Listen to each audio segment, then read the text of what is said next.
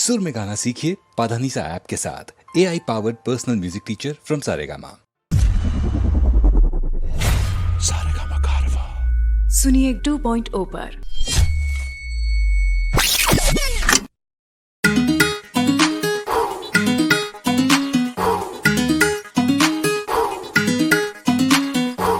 ताजा ताजा आइल तूर के हाथे अंगूर ना लागी लंगूर के लार बेकार टप के तोहार देखो तारा तो कहा घूर घूर के पानी चश्मा लगोले।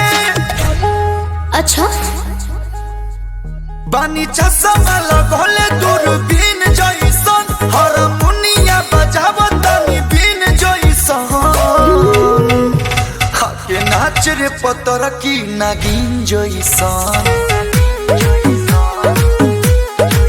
तया के नाच रे पतर की नागिन जइसन। अरे बनावे बजाओ बजाओ बजाओ बजाओ।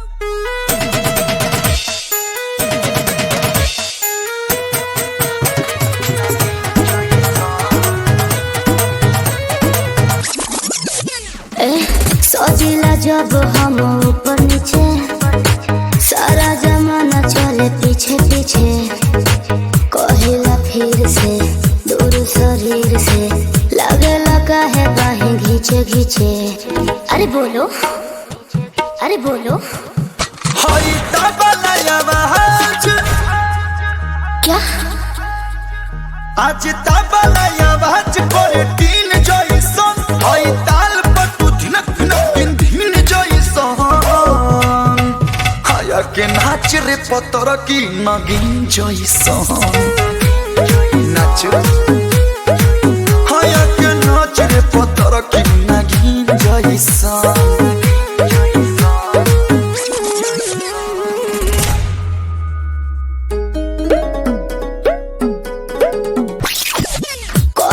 कलू जवन कहतानी कोरा में लेके आंसू काटो जानी आजा तू खुल के मजाला फूल के पूरा बदन भइल पानी पानी।